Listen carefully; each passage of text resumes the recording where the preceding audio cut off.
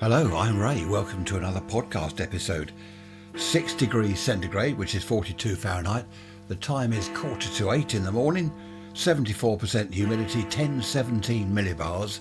And the flag, Amy's dad will like this, the flag, what's it doing now? It's kind of blowing, it's a bit of a breeze from the west. Hello, Amy's dad.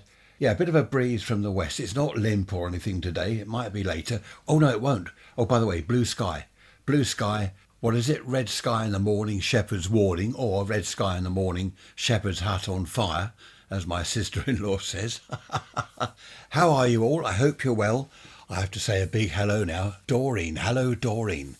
You're an avid listener of mine. You sit there for an hour listening to each and every podcast. And apparently you love talking about the good old days, as I do. That's all I do, isn't it? Every midweek message, every Sunday, I just go on and on and on about the good old days. But it's nice. It's nice looking back, isn't it? Nice looking back at the things we've done and the way things were many, many years ago, decades ago.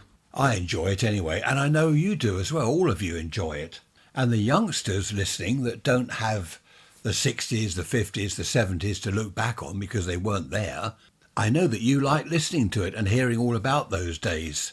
Oh dear, the flag is now completely limp. It's not doing anything. Amy's dad, if you're listening, the flag is just wrapped around the pole, not doing anything.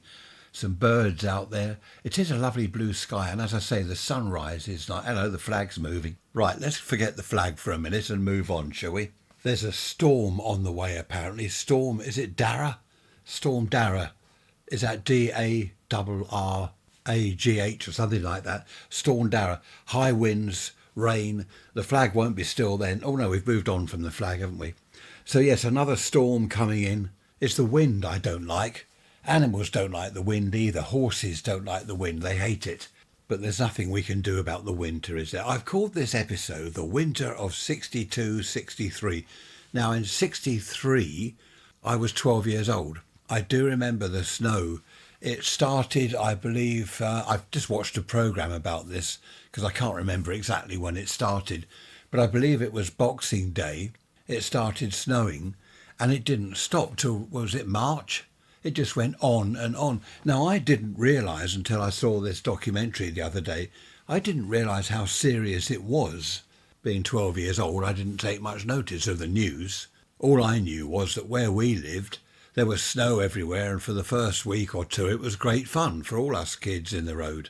But as the weeks passed and the snow remained, and then more snow came, and then it froze, and then more snow came, it did really become boring, even for children back then. I remember kids being bored. I was bored. We couldn't do anything. We were stuck in the house.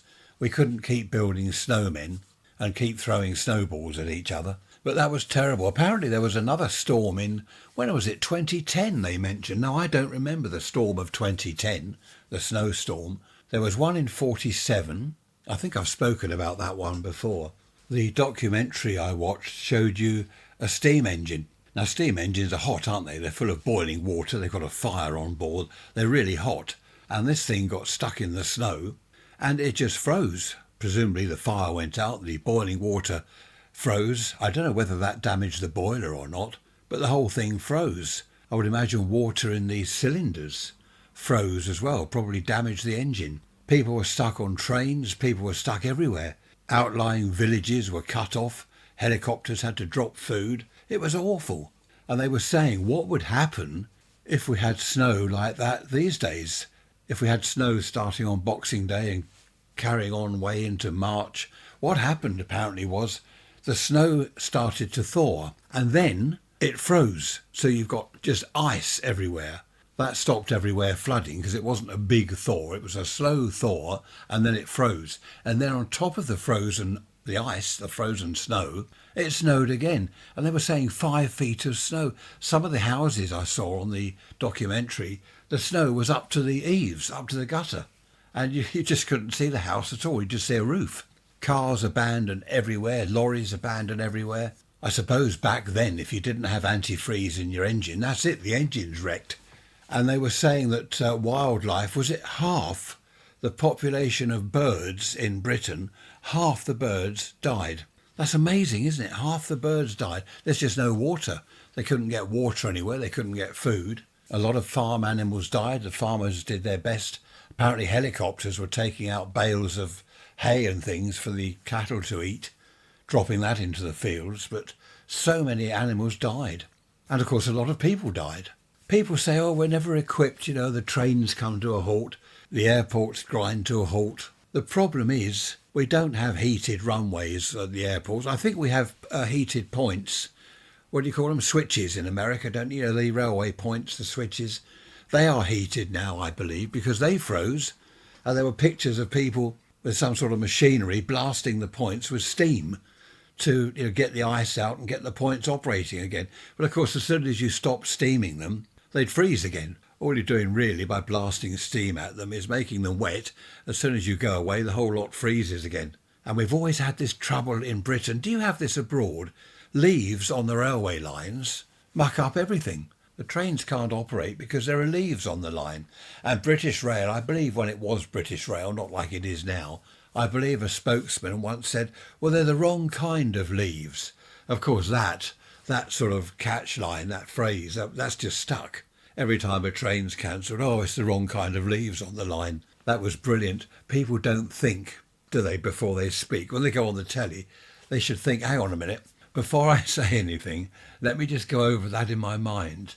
To say it's the wrong kind, what sort of leaves are okay? Are oak leaves all right? Oak leaves, are they good? Horse chestnut leaves, of course, they're quite big, so they're the wrong kind of leaves.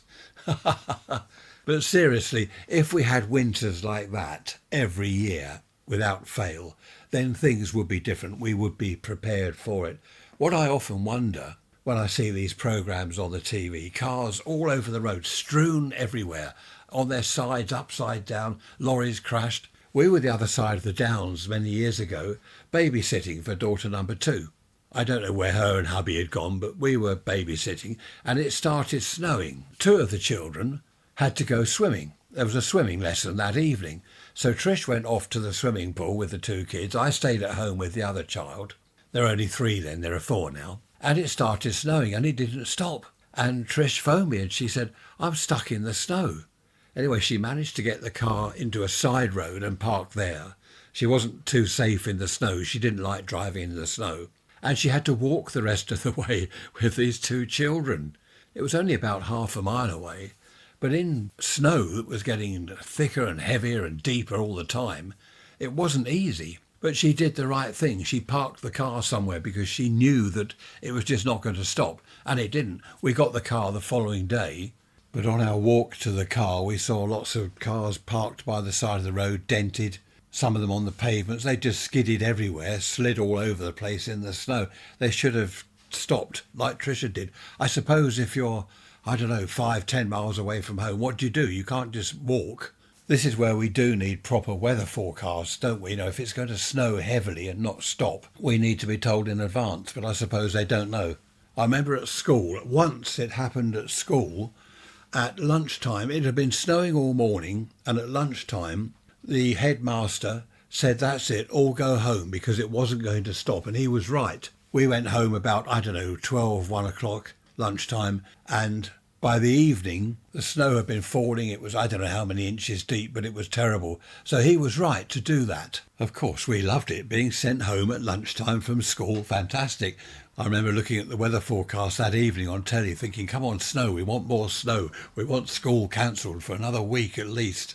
I suppose for people who live in Iceland and Greenland, for example, anywhere like that where it's just constant snow and ice, I suppose that's their way of life, isn't it?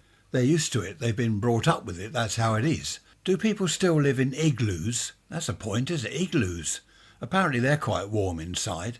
So they're used to it. Everything they do, everything they build, whatever, the clothes they've got, it's all geared up for the weather, isn't it? I think if I lived in Iceland or Greenland, I'd probably move down south somewhere.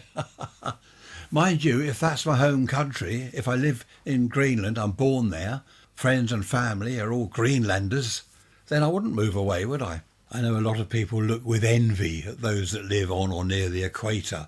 Permanent summertime, it's always lovely weather. Well, it's not though, is it? They do have terrible weather sometimes. But I do think we would miss the four seasons. I talked about the four seasons the other day, didn't I? Autumn is not very nice, then you're heading into winter. Then we get spring and summer, which is nice. But then, of course, here comes autumn, the fall, another winter's on the way. But it is nice having the different seasons. Funnily enough, I was looking on the computer screen the other day at a map of the world. It's to do with amateur radio. And it shows the timeline and the dark. You know, the Terminator, the light and the dark, where the daylight is and where the night is. And up near the pole, countries up the top there, it's dark for 6 months. And then it's light for 6 months. They get 1 day a year, don't they? Imagine that, 1 day a year. We've got 365. They've got 1 day. Well, it's not 1 day as such. It's just that it's dark for 6 months and then light for 6 months. They still have different days and dates, obviously, like we do. I moan about the winter. Oh, it's dark at 4 in the afternoon. It's dark in the mornings. Well, they've got 6 months of dark. Or is it sort of twilight, isn't it?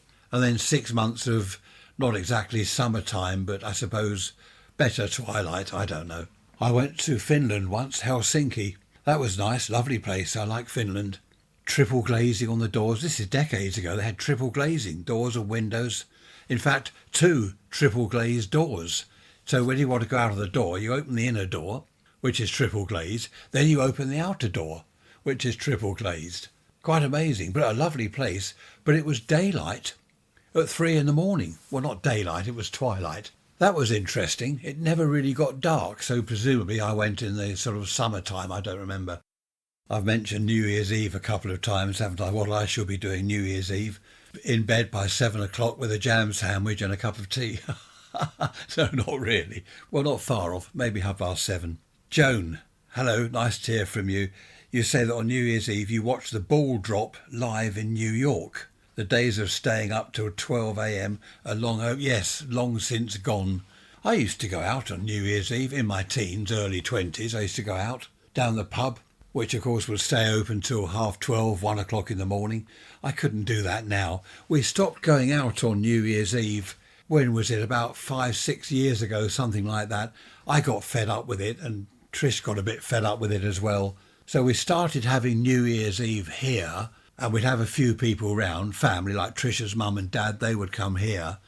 But in the end that stopped as well. So now it's just the two of us. I think a couple of years ago we went to a New Year's evening at our local club. That wasn't too bad, but it's the late nights I can't do anymore. I know I'm only 73, early 70s. But I just can't do the late nights anymore. It just ruins the next day. As you know, recently I drove up to Gatwick Airport. What was it, 5 o'clock, 4 in the morning or something daft? And it ruined my entire day. I was just shattered all day. Dreadful. So I'm not doing that again. Update on Garragh the tortoise, for those of you who have asked. He is still awake and he's slowing down though. He's walking around, but he is slowing down a lot now. He hasn't eaten now for well over 2 weeks. So he's almost there, almost going into hibernation. I wish I could go into hibernation, wake up and the spring's here. Imagine that. Hello, the flag's going. I reckon that was the calm before the storm when the flag stopped, because we are having high winds. What was it? Storm Garragh. Garragh? I think that's how it's pronounced. Storm Garragh. So the flag is now blowing a bit of a hoolie from the west. Sunshine, clear blue sky. We still haven't had this Arctic blast, -7 or whatever they said it was going to do. That hasn't arrived. Mind you, it never does it? Trisha's working at the cake shop today. This Friday today, by the way. She's working there all day today and tomorrow morning, Saturday morning. So I'm home alone. Oh, we watched Home Alone last night, funnily enough. The film, you know, the first one with Kevin, the boy who's left at home. That was fantastic. Those two robbers, the burglars, the thieves, they were brilliant, weren't they? The boy was brilliant.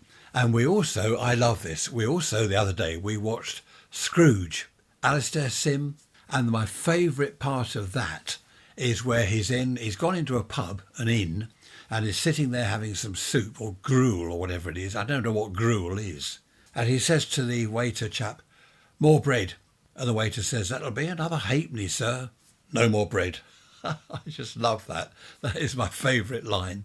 And the other version of Scrooge is the Christmas Carol. Is it Anton, or what's his name? Anton.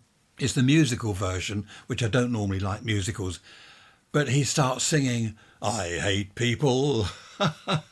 All the families say, oh, that was written for you, Ray. I don't hate people. Well, not everyone anyway. Not only is Tricia at the cake shop all day today and tomorrow morning, she's out this evening with her mum, her sister. They're going to some Elvis Presley thing in a village hall somewhere. I don't know where it is. This chap does Elvis Presley, you know.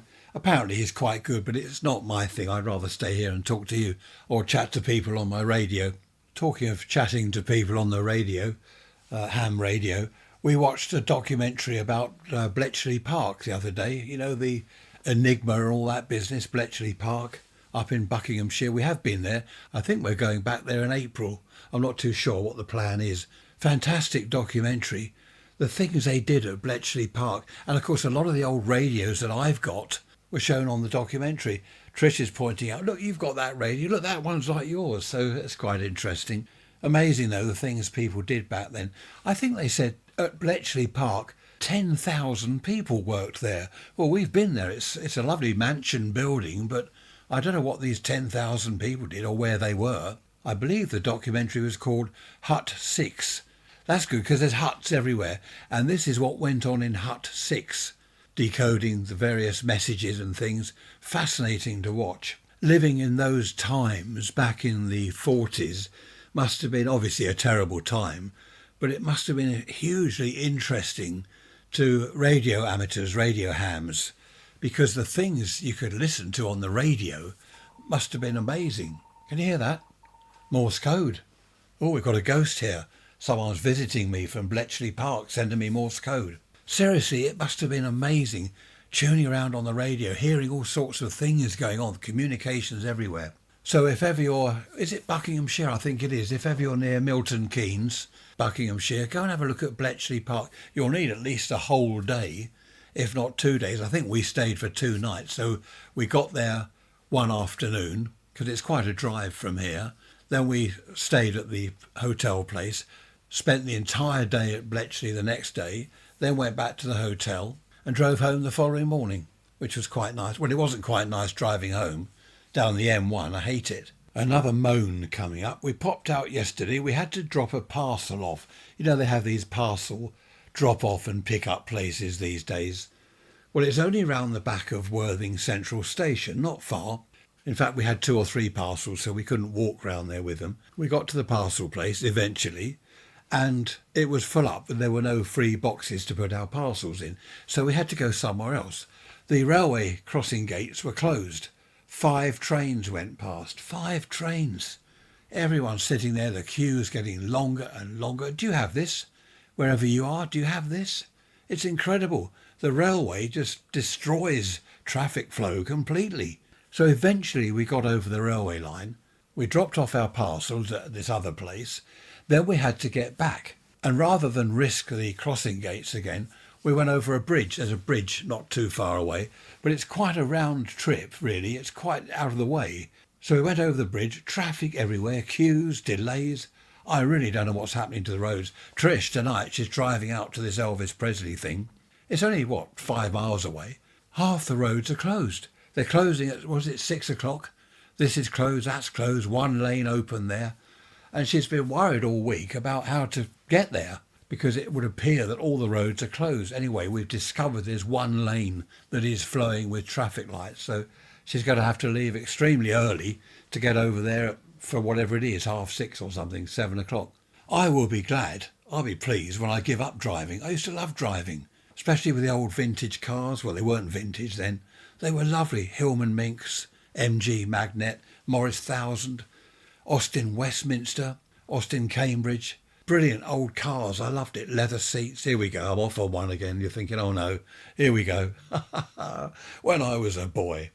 But it was lovely then. We went out very early last Sunday morning, I believe it was. The roads were empty because Sunday morning everyone's in bed. Well, most people.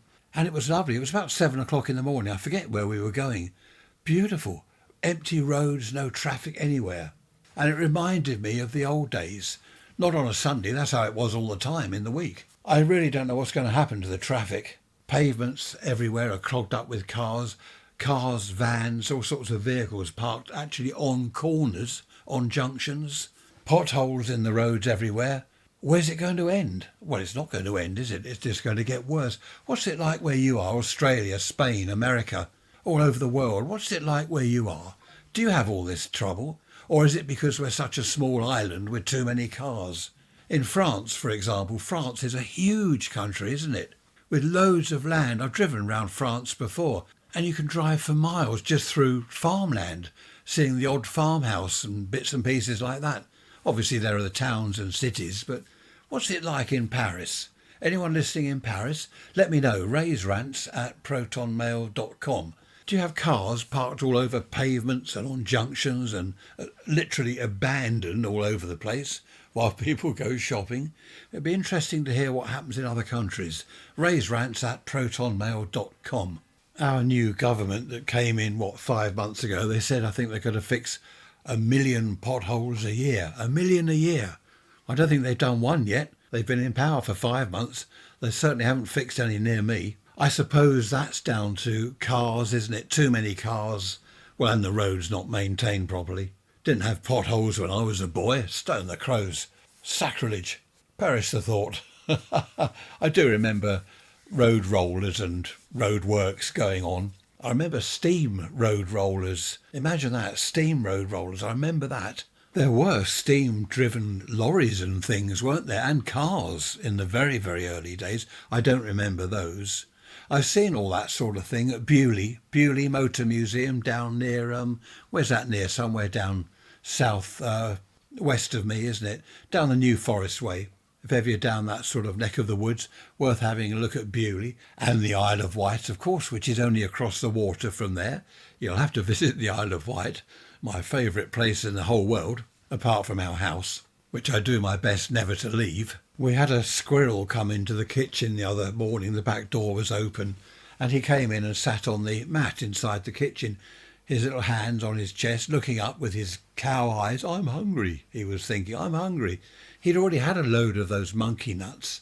Oh, who was it that had to look up the word monkey nuts because they weren't sure? Was it Amy or Joan or someone? I can't remember who it was. I thought that was a term known all over the world. Obviously not.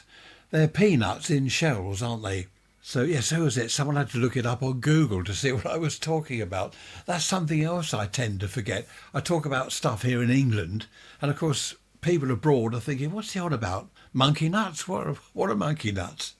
But this little squirrel, squidges we call them, this little squidge, he was sitting there looking at me. So I put a couple of nuts on the kitchen floor, which he got into his mouth and ran off with.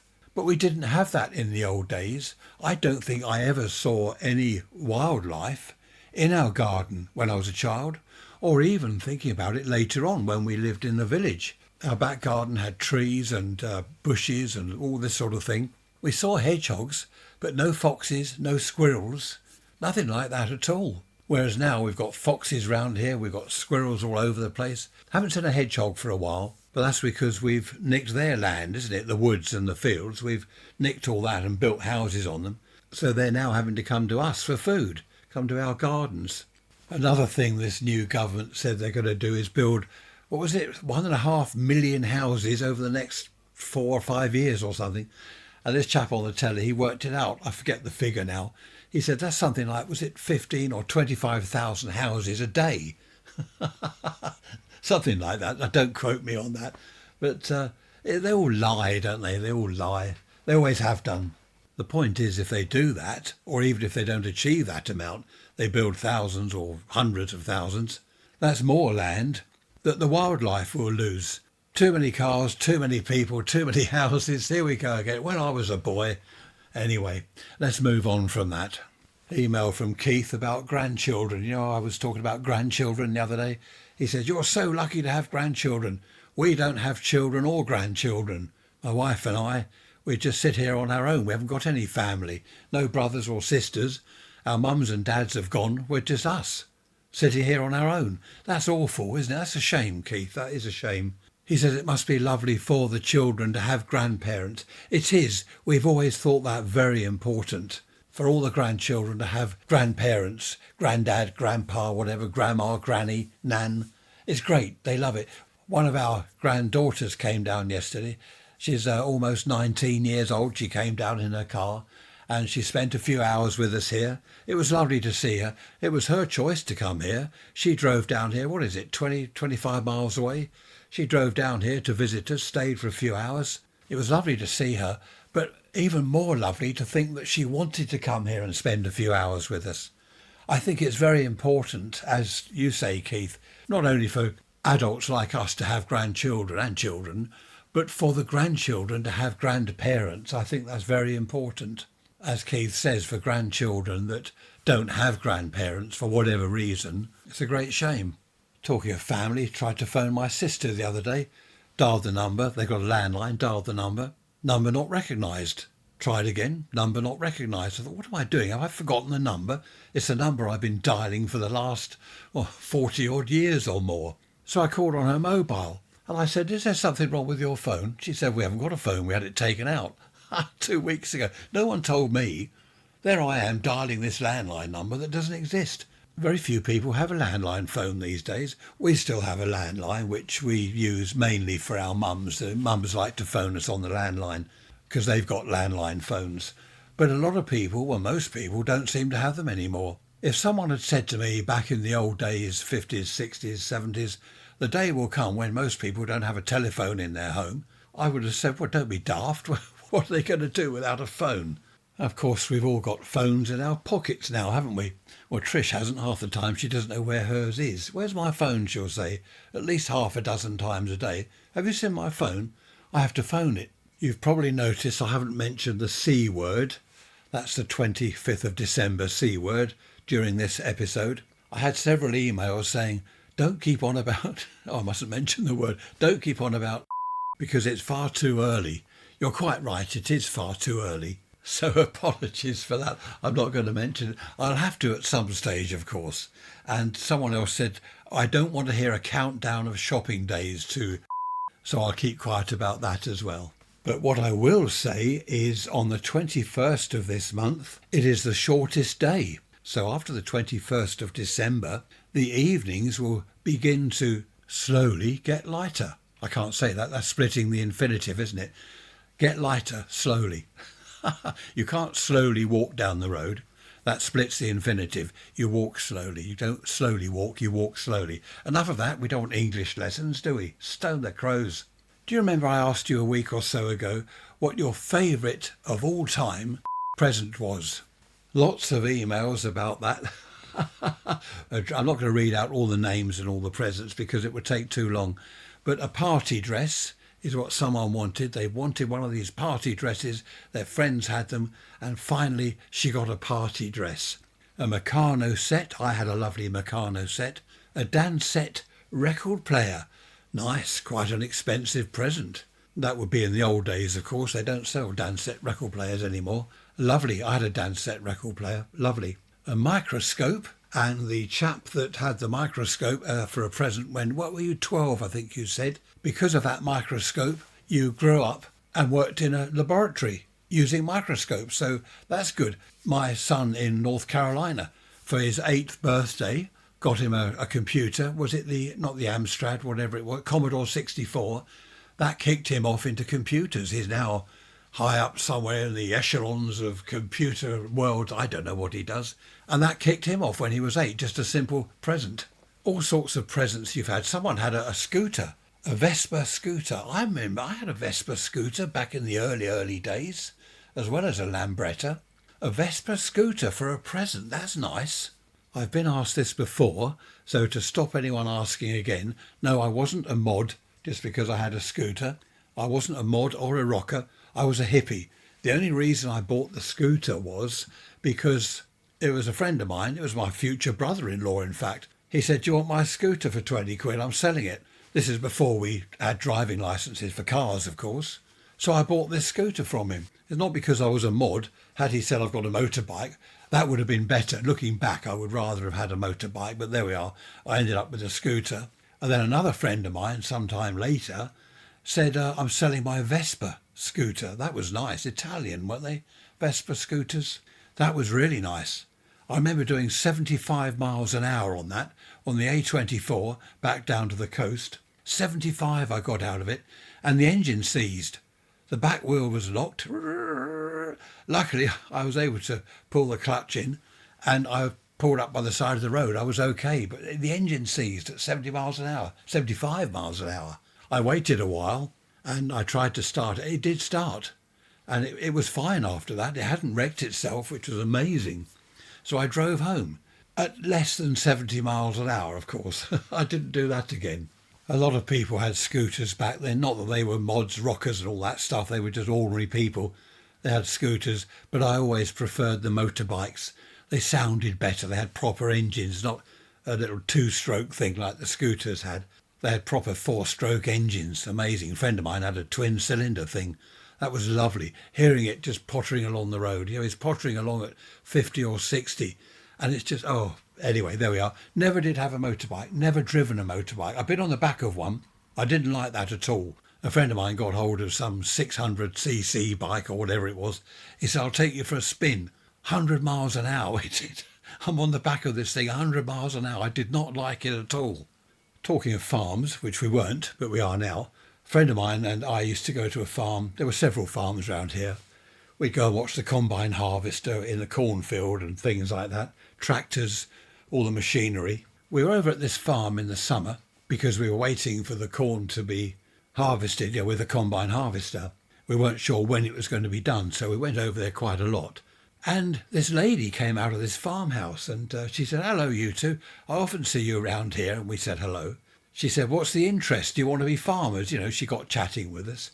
And we were saying that we liked the machinery, the combine harvester.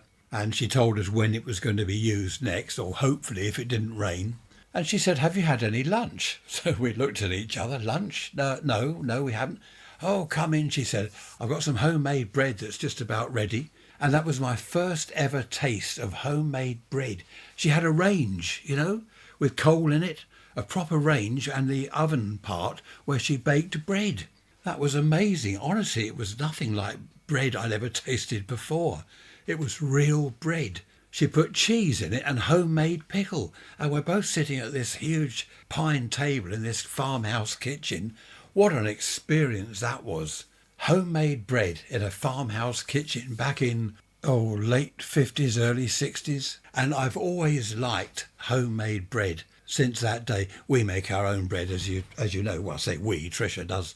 I stopped eating white bread, I think I told you last week, when I was a child, when my grandmother said they put bleach in it to make it even whiter, to make it look white. Bleach? She cleaned the wall. She got a bit of bread and cleaned this mark off the wallpaper. That's how I knew it had bleach. I said, well, why does bread do that? She said, well, it's got bleach in it. Bleach? But the farmhouse bread, absolutely amazing. It's now 7 o'clock Saturday morning and Storm Garragh is taking hold. It's coming in fast. We've got real winds, a real hoolie blowing from the west. Trees over the road I can see behind the houses, all wavering about. Fortunately, most of the leaves have gone from the trees, so there won't be so much wind resistance. We don't want trees blowing down. Enough of them are chopped down, aren't they? They're destroyed by people with chainsaws. We had lots of trees over the back of our place, and one by one they've been chainsawed. They've disappeared. There's only one fir tree left. The squirrels love them, the birds, and they've all gone. It's dreadful, really, the way people just chop trees down like that. At least it's not raining. It's quite bright, actually. It's just the wind that's getting us. But I think it will sort of skirt round us down here on the south coast of the UK. It's up in Wales. It's coming in from the west and hitting Ireland and Wales and the Midlands, also south-west England. So that's down in Cornwall, Devon area. Hopefully we'll be all right. It is going to get worse during the day. My aerials at the moment are all still standing. I've looked out of the window. They're all there. They're waving around a bit. But at the moment, they're still there. Fingers crossed they'll stay there. I think this storm, Garragh, as they've called it, is Darragh, I believe. They were saying this is the fourth named storm this year. And for the first time, the Met Office have issued a red warning. That's for the first time in, decades. Normally it's yellow warning, amber warning if it's bad, but for Wales and all around that area it's actually a very rare red warning. It's strange, isn't it, the weather? There's the wind blowing like mad, there's a few clouds up there, but the sun's trying to come out. There was some blue sky a little while ago, and the sun's trying to come out. So at least there's no rain. It's just this dreadful wind. Anyway, moving on from that, I had to pop out in the car yesterday. When I say pop out, there is no popping out anymore. I'll just pop round and see so-and-so. It'll only be half an hour. He's only 3 miles away. An hour later, you've actually got there. It's ridiculous. The traffic, it's just worse and worse. As I say, yesterday I popped out, I thought just briefly. I was gone for over an hour. It should have been a half-hour round trip. And it was over an hour. I'm just stuck in traffic, just sitting there doing nothing. Turn the engine off, sit there and listen to the radio. I really don't know what's going to happen. I know I'm always banging on about the traffic, but it really is getting totally, completely and utterly out of hand. Email from Fiona. Hello, Fiona. You're up north somewhere in England. According to your email, you haven't said where. I wonder how you're surviving in this wind. Fiona says, talking about food, vegetarian food, which she's a vegetarian, by the way. She has vegetarian sausages and burgers and all the veggie stuff like that, which is all very nice. But she says, do you know what's in it? I don't really. I suppose I ought to look on the packet and see what's in it. She says most people would give up a lot of food if they actually saw it being manufactured or made, baked, cooked, prepared. She said that she hasn't mentioned where, but she's been in her job around a few factory type places where they make sausages and meat sausages, as well as other places that make the vegetarian stuff. She says if you could see the processes and the things that are tipped into these big mixers and things, it's not funny. She said, I reckon most people wouldn't eat most food.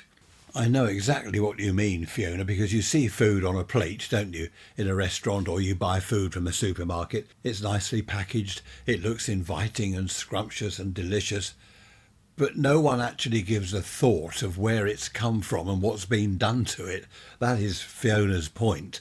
I saw a video, I'm not going to go into it, but I saw a video once on, was it YouTube or wherever it was, of frankfurters being made. You know the frankfurters, like hot dog sausage type things? I'm not going to say any more than that, but it was absolutely disgusting. I wonder what your job is, Fiona, going around these factories and food places. That would be interesting. Are you some kind of inspector? Anyway, moving on from that, let's not talk about disgusting food and the things they add to it. Actually, it's quite a good subject, isn't it? But we're coming up to the C word. What is it? The goose is getting fat. Used to be geese, didn't it, that people had? Now it's turkey. And, of course, a lot of people like curry for Christmas dinner. They go out for a curry. I can't keep saying the C word or putting beeps in. It's Christmas, isn't it? I'll have to say the C word. I do apologise if I've offended anyone. But if you want to go out on Christmas Day to an Indian restaurant and have a nice curry and all the trimmings, good on you, why not? Each to their own. I think people these days would be better off, rather than poking their noses into everyone else's business, live and let live. You know, if a friend of yours or a family member wants to go to an Indian restaurant on Christmas Day and have curry, let them get on with it. That's fine. It doesn't affect you. I do hate it when people say, oh, you're going out for a curry. Oh, that's weird. You're strange, you are. Christmas Day. I mean, I think it's strange because I like the traditional Christmas dinner at home, coal fire going in the dining room, lovely. Crackers, silly hats and the daft jokes in the crackers. I like all that sort of thing. That's probably because I'm getting on in years. If youngsters, well, I say youngsters, 20s, 30s, if they want to go out for a curry, fine. Doesn't affect me, does it? I've got a couple more favourite Christmas presents here to read out. One from someone who shall remain nameless says, my favourite Christmas present was when my husband left me on Christmas Eve. She said, I got home from work and there was a note on the table saying he left me. She said, I really did celebrate. Obviously, you didn't get on very well with him. Anyway, what a Christmas present. My husband left me. Another one here. Another one here says, my Christmas present on Christmas Day was the double glazing man turning up. He was supposed to do it at the beginning of December.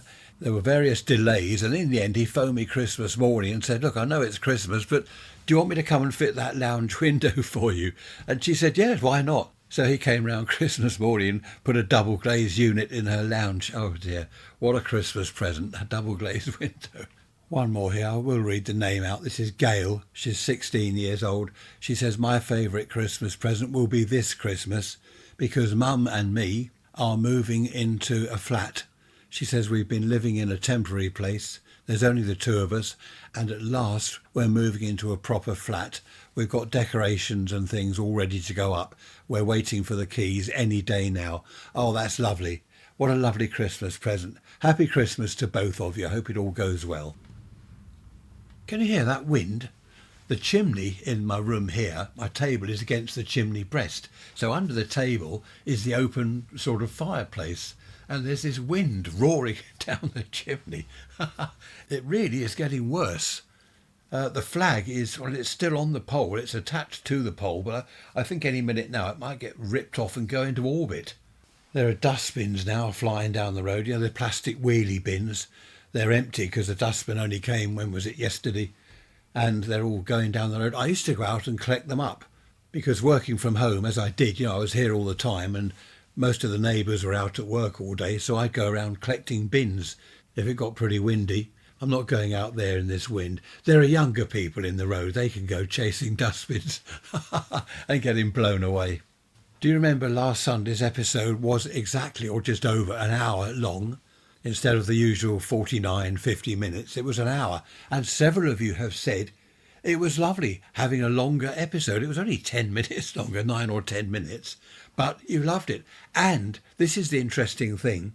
It wasn't the, what do they call it these days, content. Don't you hate that? Content. You look at a website. I have emails about my website from web people who are, I don't know who they are, SEOs and stuff. Your content is good, but it could be improved. Clear off. It's my website, my content. Go and sort your own out. Anyway, what I was saying was, I now forget, it seems that people like the longer episode, so I can just sit here for the extra 10 minutes just to make it up to the hour, just sit here and talk rubbish. And now I can hear you saying, well, you talk rubbish anyway. So what's the difference? I remember an email I had, must be 2 or 3 years ago now, from an elderly lady. I forget her name. If you're still listening, I do apologise. I forget your name. It is going back a bit. She lived alone, lost her husband, if I remember correctly, and she loved listening to the podcast episodes on Sunday morning. And I remember her saying 2 or 3 hours, I'm sure it was 2 or 3 hours, would be nice because that would fill my morning. I can't sit here for 2 or 3 hours talking to you. You'd get bored. I wouldn't get bored. I can talk to you all day long. But honestly, I'm sure you'd get bored. People don't have 2 or 3 hours, do they? Having said that, I know that some of you walk dogs and listen with your not iPods, I'm always saying earpods, or headphones they used to be in the good old days, headphones, earphones, not this pod business. So you go out walking and you listen, and someone else walks through the woods or along the beach and driving to work. Was it in California? Who was it in California drives to work listening to the podcast episodes and on the drive home, I believe. So yeah, perhaps people have got 2 or 3. If your journey to work is 2 or 3 hours long, then that might be handy, but you'd get fed up with it, surely. Anyway, I think an hour is enough, don't you? I heard that, someone saying 10 minutes is more than enough. Well, thank you very much. Just been down to answer the front door, a delivery. How about that? A massive sack full of monkey nuts for the squirrels and the jays that we've got, the pair of jays. We're running out of peanuts, so now we've started feeding them. You can't stop feeding them, especially the squirrels, because they get used to it. They're here every day. Well, mind you, so are the jays. So a massive sack of peanuts, £30 it was, in money, not weight. I forget what kilos it is. £30 in cash. So we're going to have to unpack that later and put it into the plastic tubs. That should keep the squirrels and the jays hopefully going through the winter. Did I tell you I heard on the radio that 3 million people in Wales have been advised not to leave their homes because of the wind? This storm, what is it called? Garragh. The trouble is with the wind, it's all right going out in the wind. You might think that's fine. I can put up with that. What happens though is you get roof tiles coming off the roofs, flying through the air and bash you on the head, which obviously could kill you. This is why they're saying stay indoors. Trees get blown over onto cars and kill people that way. So unless you really have to go out, it's best to stay at home. This is Wales, where the real brunt of the storm is at the moment. I might pick Tricia up from the cake shop later. She finishes there at 12, so I might drive round there and pick her up. depending on the weather. It's now starting to rain. At least it's not snow. Talking of the winter of 62, 63, imagine if with this wind, if this rain actually turned to snow, the drifts would be, well, they'd be enormous, wouldn't they? Email the other day, someone saying, do you do a lot of walking? You need to walk a lot to keep fit and healthy. Well, no, I don't, to be honest, I don't. I used to do a lot of walking, but then my knee got damaged somehow. I don't know what happened to it. Was it osteoarthritis? I don't know what they call it. Some problem with my knee, and that stopped me walking. Trish and I, we'd go walking for miles, go around the various roads and look at people's gardens. It was lovely. I stopped doing that. Now, I'm not making New Year's resolutions. I don't do that because it's a total waste of time. But what I want to do next year, 2025, I want to get some more walking in. I want to go to Amberley Museum, Pulborough Brooks, all this sort of thing, the wetlands at Arundel, get out and about more. We've had a very busy year. I'm still losing weight. That was the main thing with the email. How's the weight loss going? Yes, it's okay. I've lost a few pounds. I've kind of flatlined at the moment. I don't know why. That does happen, doesn't it? You start off, you lose a few pounds and you think, oh, this is good. And then it stops. It levels off. But it will happen again. It'll go down in sort of leaps and bounds. Not upwards, hopefully, downwards. Anyway, yes, so a bit of walking. We're going to have more time to ourselves next year. We've had a lot going on this year. Family members, moving house and all sorts of stuff going on. So I'm looking forward to that. Do you make New Year's resolutions? Well, more to the point, do you keep them? Do you stick to them? Most people don't. I'm going to lose 10 stone and give up smoking and stop drinking. What about dry January? Do you do that? We've done it a few times. To be honest, we don't drink much anyway. We don't really drink during the week unless there's an occasion or something. If it's summer and it's a lovely afternoon, we might go out in the garden, have our dinner out there. Trish might have a glass of wine. I might have a real ale, something like that. But we don't normally drink during the week. I haven't had a beer since the music quiz at the club, which was last Friday, and it's now Saturday. Yeah, it's over a week. I haven't had a beer. It's just something that we don't think about, you know, especially in the winter. I don't really want beer with my meal, whereas in the summer we sit out on the patio, the sun's shining, and we'll have our meal, evening meal, which is salad normally in the summer, and it's nice to have a cold beer with that. I know some people say they like dry January because it's a detox month. Get rid of all the alcohol out of their system. No alcohol for a whole month. But for people like us that don't drink much anyway, there's not much point in doing it. In fact, the date now is the 7th, Saturday the 7th. The way it's going, I'll be doing dry December. No, I will have a beer. Christmas Eve, we like to sit by the fire. I'll tell you what we do. This will take you back. The oldies out there, this will take you back a few decades. We light the fire, the coal fire. We've got 2 toasting forks hanging each side of the fireplace, and we sit there and we toast bread and things. What else was it? Trish makes buns, toasted tea cakes, that's it. She makes tea cakes, and we sit there toasting them by the fire. We've each got our toasting fork. That is lovely. Carols playing, a bit of music, carols going. The curtain's drawn, it's dark and horrible outside, and we sit by the fire toasting our tea cakes. Picture that, if you will. Bliss. So the winter isn't all bad, is it? I know I'm always complaining about it. Dark evenings, dark mornings, cold, horrible, wet, damp, doom and gloom. But there are some aspects of the winter that are quite nice. Sitting indoors by the fire. With a real ale, of course. Or port and lemon. Do you know the amount of people that have messaged me? That's an old lady's drink. You don't want port and lemon. Old ladies drink that. I know old ladies drink it, but so do old men. And I'm proof of that because I like it. Port and lemon, it's lovely. Now, we've just had an update on the weather. Tomorrow, apparently, gale force winds from the north. Now, that's unusual. Sometimes we do get a bit of a wind from the north, but not gale force. That should bring down lots of cold air from up in the Arctic. That's not going to be nice, is it? Do you know, us Brits, I know we're always on about the weather. A friend of mine, it's his hobby, or one of his hobbies.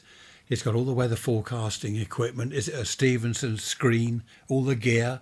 And he checks online all these different forecasts and maps and goodness knows what. And of course, he'll be loving this. He'll be sitting at his desk in front of his computer with his charts and his barometer and goodness knows what. He's also a radio amateur. You know, he'll probably call me at some stage today and give me his update on what's going to happen. And, you know, he's often more accurate than the proper forecast, the Met Office. I don't know what he's got that they haven't, but perhaps they should employ him. Or my old Nan, bless her cotton socks, with her seaweed hanging out in the porch. But it worked. Just looking at the house over the road, their front garden fence. The fence is wobbling back and forth. The post, the wooden post, has broken at the base. It's probably rotted. And now it's broken altogether, so it won't be long before the entire fence falls over. This is the trouble with the wind, isn't it? Did we get this in the old days? Now, when I was a boy, I don't remember weather like this. Some of you will be saying, oh, it's climate change. And some of you will be saying, oh, it's not climate change, that's rubbish. No such thing. I don't know what to think. I'm not even going to go there. But I don't remember weather like this. It probably did happen. What I do remember as a child in the 50s were thunderstorms. Massive fork lightning and stuff. We used to have a lot of thunderstorms. And I'd go outside in the garden and look at the lightning. It was fantastic. And you could feel the air. It would all be still, the calm before the storm. Very, very still. I remember standing in the garden with my dad and he'd say the storm's coming and you could just feel the air. I don't know, there was something about it, very calm and still. And then it would start raining and the rain would get harder and harder. Then you'd hear the rumbling of the thunder in the distance and it wouldn't be long before the storm was with us. That was amazing. I love electrical storms, as long as they're not too close, not over the house, near my aerials, just a little distance away. They're nice out on the in the English Channel. When we do have storms here, they're normally out in the Channel, which we can see from the bedroom window at the back of the house. That faces south, and we can see it right over the Channel. It's nice. That's where the storms are mainly. Many moons ago, I was on holiday in Greece. I forget which part of Greece. And in the evening, lovely hot summer evening, and suddenly this storm came out of nowhere. Thunder, the lightning was suddenly upon us, and it was almost overhead. It probably was overhead. Power cut, of course, because back in those days in Greece, well, and Spain, they had power cuts every 5 minutes, didn't they? We don't have power cuts anymore. Mind you, we did have one recently, lasted about 10 minutes. And this lightning, all the power went out, everywhere's in darkness, and the lightning struck at the same time as the thunder. You know, the two were together. You don't have to wait, count the seconds, and that's 20 miles away. It was together, the lightning and the bang at the same time. All around us, absolutely fantastic. Frightening, of course. A lot of people, I could hear people screaming. Not the Greeks, they weren't screaming, they're used to it. You know, power cut, lightning, yeah, storm, that'll be all right. Have another bottle of Ulo. Was it Ulo? No, not Ulo. Oles. What's that stuff called they drink? That 110% proof alcohol. I'll remember in a minute. I know you're all shouting, aren't you? Saying it's so-and-so, it's so-and-so. I can't hear you. I'll remember in a minute. Ouzo. That's it, I got there. Ouzo. Have you ever tried that? I don't know what it is quite. I've tried it. It's like neat. I don't know. Petrol? I don't know. It's a strange drink.